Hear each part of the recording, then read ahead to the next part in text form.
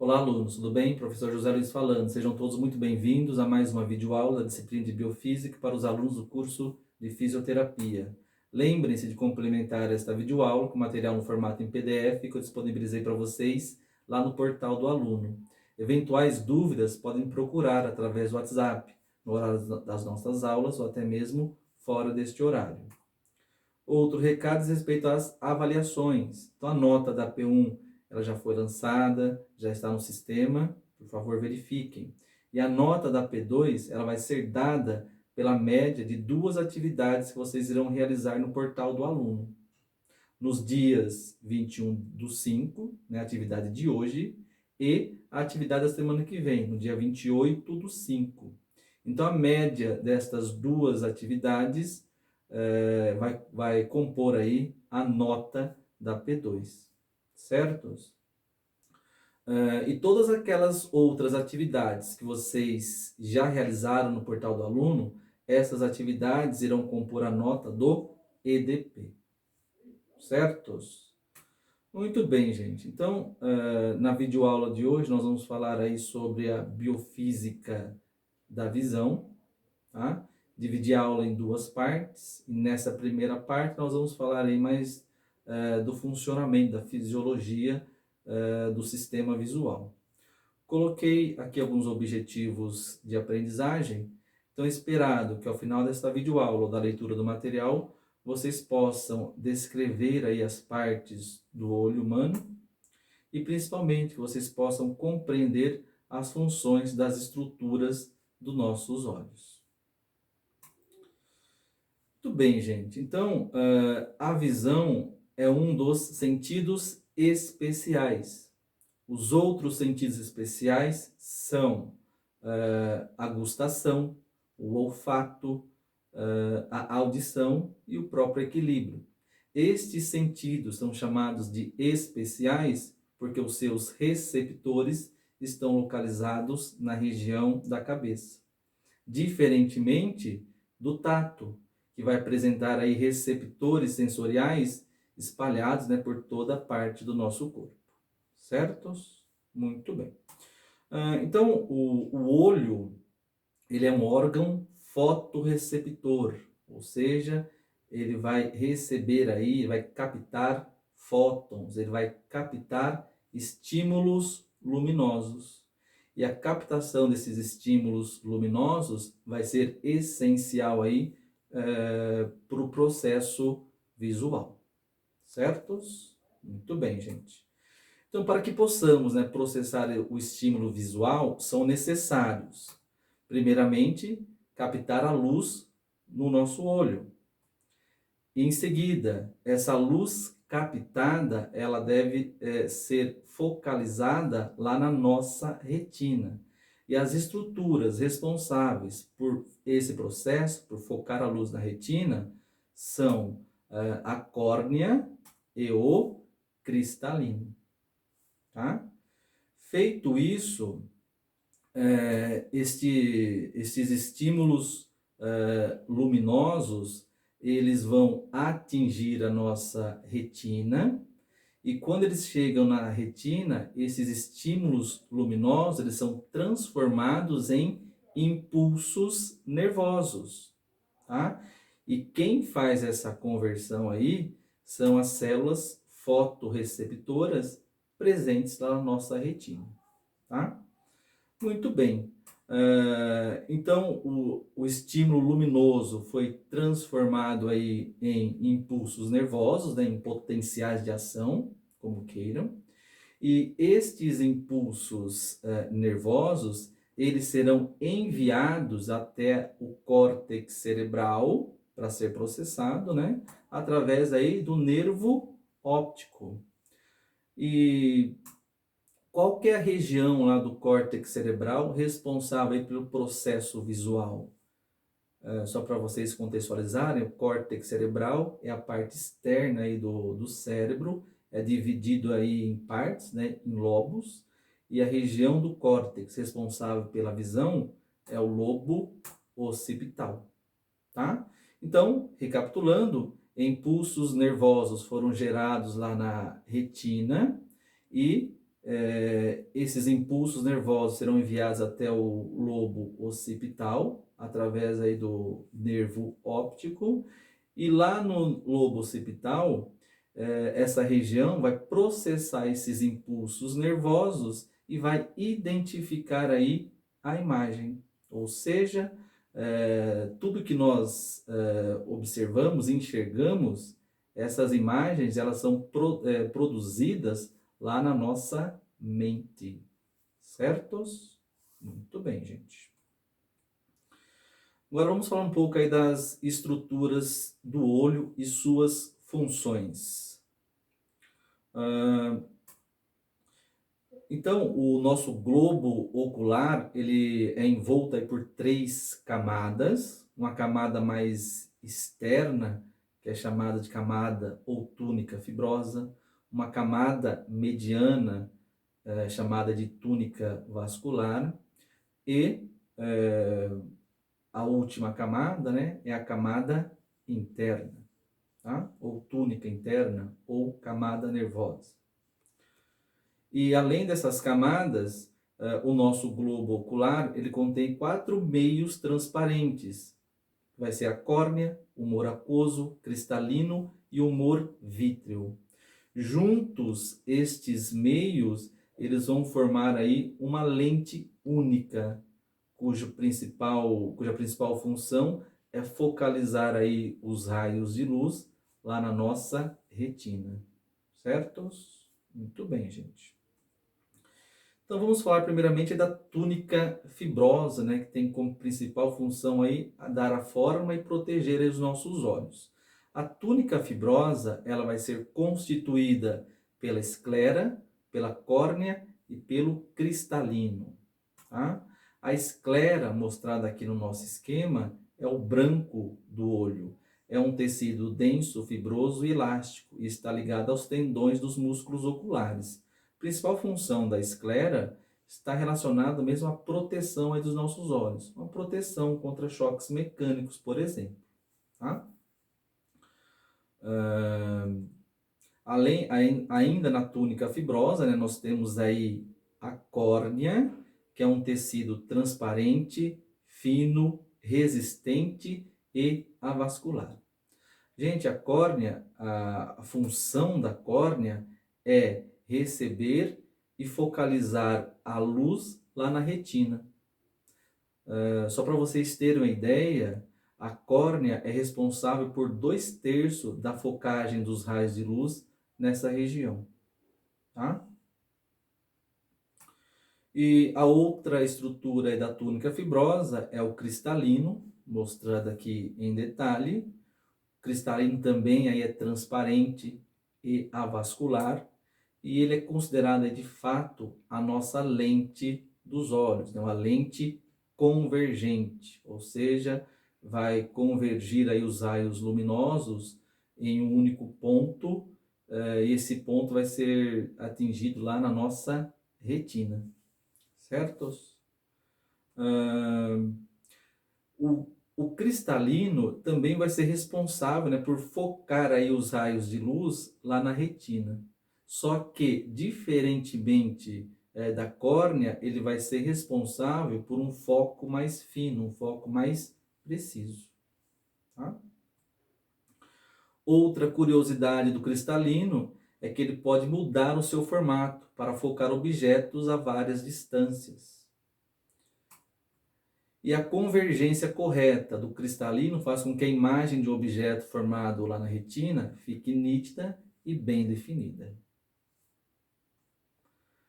A próxima camada do globo ocular é a camada mediana ou a túnica vascular. Tá? A túnica vascular vai ser composta e formada pela íris, pelo corpo ciliar e pela coroide. A íris, tal qual mostrado aqui no nosso esquema, é a parte colorida aí dos olhos. Ela fica situada atrás da córnea. A íris, ela contém aí a pupila, tá? A íris possui músculos lisos, que são controlados aí pelo sistema nervoso autônomo, que regula o tamanho da pupila. controlando assim a quantidade de luz que entra nos nossos olhos. Tá? Em ambientes com pouca luminosidade, a via simpática é acionada e provoca aí a midríase. O que é a midríase? A dilatação da pupila, permitindo assim a entrada de maior quantidade de luz dentro dos olhos. Tá? E o oposto também ocorre em ambiente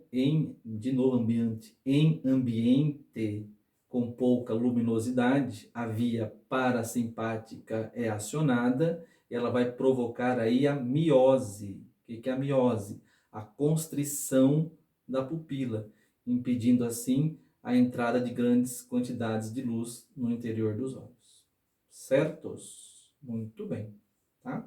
Então a íris contém aí a pupila, e através aí da dilatação e constrição da pupila é controlada aí a quantidade de luz que entra nos nossos olhos. Ainda na camada mediana, nós temos a coroide, que é uma membrana delgada situada abaixo da esclera, e característica da coroide que ela é um tecido, né, altamente vascularizado. E isso é muito importante, né? Porque a principal função aí da coroide é, por ser, né, altamente vascularizado, é nutrir a retina. E o corpo ciliar, que vai ser responsável aí pelos processos ciliares. Os processos ciliares estão relacionados aí com a produção do humor aquoso, e um outro processo ciliar diz respeito à movimentação do cristalino, ou seja, através dessa movimentação do cristalino é possível um ajuste da visão, ou para perto ou para longe, certo? É o que nós chamamos aí de acomodação visual, tá? E conforme nós vamos envelhecendo, né, esse processo de acomodação visual, esse processo de movimentação do cristalino, ele vai sendo perdido, tá? O que mais? Né, ainda nessa camada mediana, nós temos aí a câmara anterior. E nessa câmara anterior, nós vamos ter aí o humor aquoso, tá? O humor aquoso, ele fica entre a córnea e o cristalino, tá? E o humor aquoso é um líquido incolor, transparente e de consistência bem aquosa, né? Dá o nome, humor aquoso. Característica do humor aquoso é que ele é produzido e drenado constantemente, tá? O humor aquoso, ele vai ter algumas funções, né? Como, por exemplo, ele vai fornecer nutrição à córnea e ao próprio cristalino, tá? Ele vai manter aí a pressão intraocular dentro da normalidade. Então, reparem que eu falei que ele é produzido e drenado constantemente. Quando o processo de drenagem falha, né, a pressão intraocular aumenta. Qual que é essa doença? O glaucoma, tá? E uma outra função aí do humor aquoso é justamente manter aí a forma dos nossos olhos. Muito bem. E a última camada aí do globo ocular é a túnica interna ou túnica nervosa, tá? E essa túnica nervosa, ela vai ser aí constituída pela retina e pelo humor vítreo, tá? Que fica aí na câmara posterior, tá? No fundo dos olhos. Com relação aí ao humor vítreo, ele fica aí entre o cristalino e a retina. É um líquido transparente e viscoso e de consistência gelatinosa. Ele vai ser rico em colágeno. Funções do humor vítreo. ou características do humor vítreo, diferentemente do humor aquoso, ele não é produzido, tá? Uma das funções aí do humor vítreo é manter o formato esférico dos olhos, e a função aí principal o humor vítreo, ele vai ser responsável por fixar aí a retina lá na coroide, próximo ao nervo óptico, tá? Quando nós temos o deslocamento da retina, significa que ela saiu da coroide, ela ficou afastada do nervo óptico. É uma condição que requer tratamento imediato, pois, se não tratada no indivíduo, pode vir a ter perda, né, dos seus processos visuais. Certos? Então, o humor vítreo mantém aí a retina aderida tanto à coroide quanto ao nervo óptico. Muito bem. E vamos falar da retina, né? A retina, então, contém as células fotorreceptoras, e a retina fica ligada aí ao nervo óptico. Como nós já falamos no início aí da videoaula, a retina vai receber aí a luz dos objetos e, através aí das células fotorreceptoras, esse estímulo luminoso vai ser transformado em impulsos nervosos, que vão ser enviados aí ao córtex cerebral através do nervo óptico, né? Que vai processar aí esses impulsos nervosos e vai identificar aí, vai reconhecer a imagem, tá? O que mais, gente? Então, na retina nós temos aí as células fotorreceptoras. São justamente essas células responsáveis pela transformação de energia luminosa, né, em estímulos elétricos, tá? Impulsos nervosos ou potenciais de ação.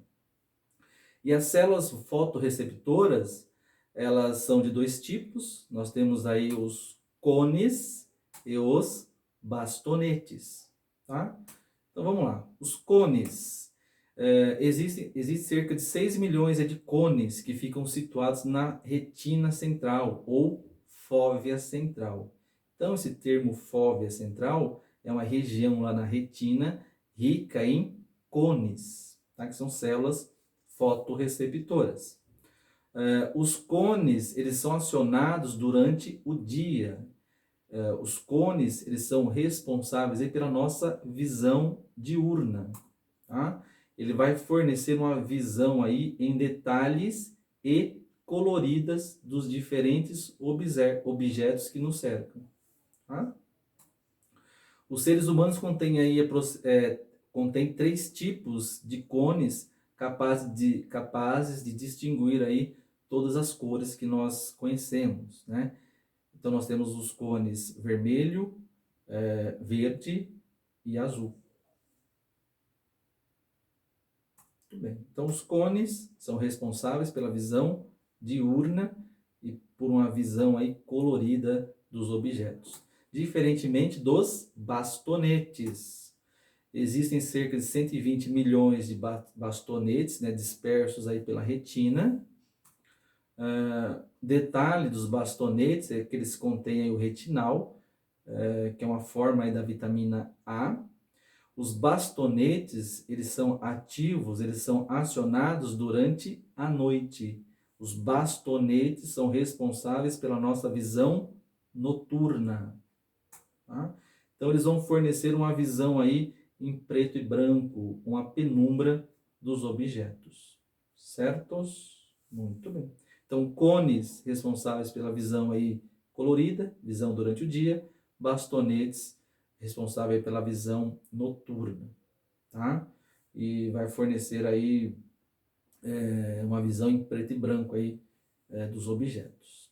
Certos? Muito bem. Então, cones e bastonetes são as células fotorreceptoras responsáveis pela transformação de energia luminosa em impulsos nervosos, tá? Ou potenciais de ação. Muito bem, gente. Então agora vamos lá falar um pouco da imagem que é formada na retina, mas com mais detalhes sobre esse tópico a gente vai ver na próxima videoaula, tá? Enfocando de fato a biofísica da visão. Então vamos lá, imagem formada na retina. Então os objetos emitem luz, tá? Ou os objetos emitem luz ou refletem a luz recebida de um corpo luminoso, tá? Ou um corpo que recebeu a luz solar, recebeu a luz de uma lâmpada, recebeu a luz de uma fogueira, enfim, tá? Então nós enxergamos objetos, né? Porque ou eles emitem luz ou refletem a luz aí de um corpo luminoso, tá bom? O que mais? O olho capta essa luz, né, dos objetos através aí, primeiramente, né, da nossa córnea, tá? Então captamos aí a luz vinda dos objetos, tá? E olha só agora que interessante, né? Então a córnea e o cristalino, eles desviam ou refratam os raios de luz, focando exatamente aí sobre a retina. Esse fenômeno de refração também nós vamos ver na próxima videoaula, tá? Mas esse termo, né, refração, significa desvio da luz, principalmente quando ela passa de um meio transparente a outro. Quais são esses meios aqui, especificamente? O ar, né? E os meios transparentes presentes nos nossos olhos, como córnea, o cristalino, o humor-vítreo, o humor aquoso, tá? Então, ó, os objetos emitem luz, essa luz é captada pelos nossos olhos e vão sofrer o processo de refração, ou seja, um desvio, tá? Passam então pela córnea, né, pelo cristalino, e essa luz ela vai ser aí focada exatamente sobre a nossa retina, tá? E olha só que interessante, essa imagem que se forma na retina, ela é real e invertida, tá? Ela vai ser invertida justamente aí pela refração que os raios sofreram, certos? Então, a imagem dos objetos, né, elas devem ser aí produzidas ou focadas exatamente sobre a retina, tá? Isso seria uma refração correta, uma refração sem erro. Na próxima videoaula, nós vamos ver que erros nesse processo aí de refração pode fazer com que as imagens sejam formadas ou antes da retina, ou depois da retina, ou que os raios possam chegar na retina em vários pontos, não num único ponto, tá? Então, esses erros de refração da luz são responsáveis pelas doenças como miopia, hipermetropia, astigmatismo, presbiopia, que nós vamos ver na próxima videoaula, certos? Muito bem. Então, a imagem que se forma na retina, ela é invertida, né? E então isso vai ser transformado num impulso nervoso que vai ser enviado lá para o nosso córtex cerebral, para o lobo occipital, que vai processar, né? Vai reconhecer a imagem e vai decodificá-la de maneira correta, tá? Vai revertê-la, certo? Então, tudo isso ocorre de maneira muito rápida e de maneira muito eficiente. E as razões disso é que nós estamos falando aí de luz, então a velocidade da luz é muito grande, tá? E a transmissão de impulsos nervosos também é muito rápida, certo? Muito bem. O que mais, gente? E algumas doenças visuais, né? Não doenças relacionadas à refração da luz, tá? Como, por exemplo, a catarata. Catarata diz respeito aí a defeitos do cristalino. Então, o nosso cristalino normal, ele é transparente, tá? Na catarata, ele deixa de ser transparente e passa a ser opaco. Isso decorre devido a um processo natural do envelhecimento. Tratamento aí para catarata é a cirurgia, certos? O que mais? Outra doença, né, já citei aqui no começo da videoaula, é o glaucoma, que surge devido aí a uma drenagem com erros, né, deficiência na drenagem aí do humor aquoso. E essa drenagem deficiente, né, causa aí um aumento da pressão intraocular, que pode provocar aí uma perda progressiva da visão devido a danos no nervo óptico. Tratamento pode ser à base de medicamentos, uso de colírios ou até em alguns casos cirurgia.